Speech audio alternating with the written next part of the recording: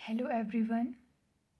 So today we'll do one of the question which was there in MSc Mathematics Entrance Examination 2025. So the question is asking we have to find the rank of this given matrix. Okay, we have four options. So this topic rank is very important. So first of all we have to understand what is rank. Okay, so I will tell you in simple language. तो इसमें हमने दो बातें याद रखनी है। ठीक है, पहला कि जो रैंक है वो एक नॉन नेगेटिव नंबर होता है, आर इज़ ग्रेटर देन और इक्वल टू 0। ओके, फिर हमने क्या देखना होता है कि इस मैट्रिक्स में there exist at least one minor of order are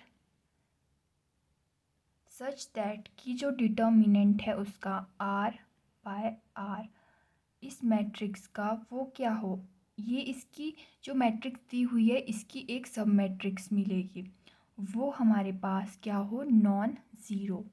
okay, और आर से बड़े जितने भी ऑर्डर के इसमें सब मैट्रिक्स होंगे जो स्क्वायर होंगे उनका डिटर्मिनेंट क्या होना चाहिए, नॉन ज़ीरो।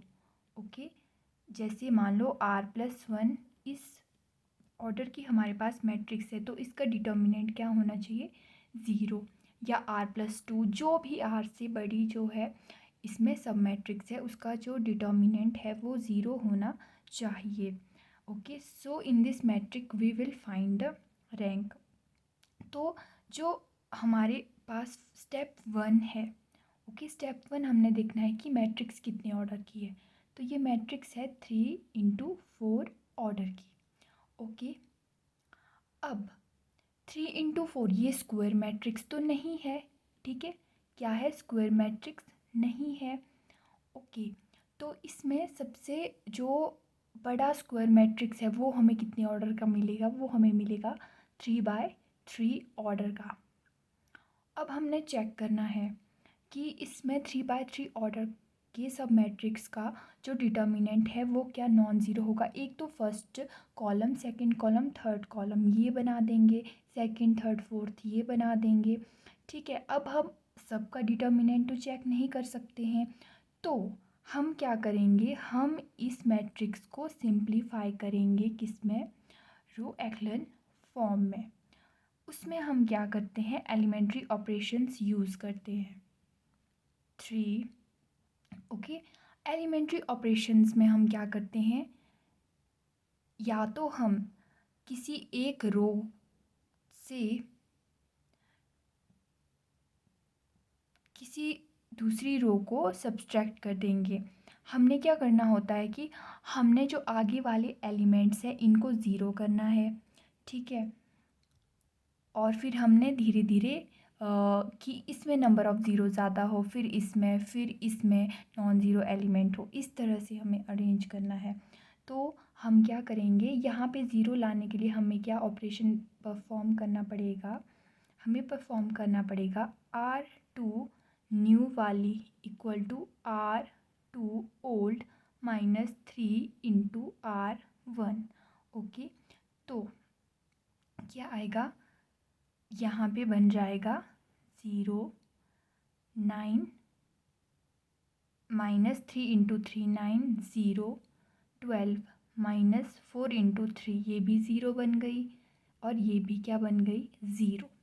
ओके, अब यहाँ पे देखो हमें ज़ीरो लाने के लिए क्या करना पड़ेगा, -1। सिंपल इसमें हम इसको क्या कर देंगे, ऐड कर देंगे। तो ये हो गया -1 + 1 0, ये भी हो गया ज़ीरो, ये भी हो गया ज़ीरो और ये भी हो गया ज़ीरो। तो ये वाली रो और ये वाली रो तो पूरी ज़ीरो हो गई। ठीक है, तो अब हम देखते हैं, देखो हम जो भी 2×2 का सब मैट्रिक्स लेंगे उसका डिटर्मिनेंट हमेशा ज़ीरो ही आएगा। ठीक है, तो हमें यहाँ पे 1×1 की मैट्रिक्स मिलेगी जिसका डिटर्मिनेंट क्या होगा, नॉन ज़ीरो। तो जो हमारा रैंक है वो क्या आएगा, 1। तो correct option is option A. ठीक है, तो ये सिंपल सा टॉपिक है। पहले आपको रैंक की डेफिनेशन पता होनी चाहिए। ठीक है, फिर आपने इस फॉर्म में कन्वर्ट करना है। कैसे?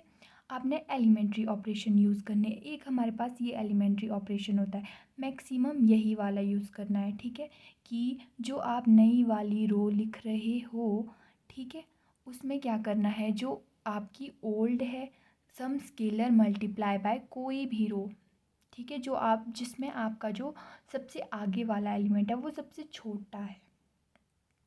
ठीक है, तो फिर यहाँ पे हमने इसको ज़ीरो कर दिया, यहाँ पे हमारी ये ज़ीरो, कभी कभी ये ज़ीरो नहीं होगी। मान लो यहाँ पे आपके पास ज़ीरो आ गया, यहाँ कोई नॉन ज़ीरो एलिमेंट आ गया, तो क्या हो जाएगा, रैंक 2 आ जाएगा। या यहाँ पे नॉन ज़ीरो एलिमेंट आ गया, ठीक है, तो रैंक क्या आ जाएगा, 3 आ जाएगा। Thank you.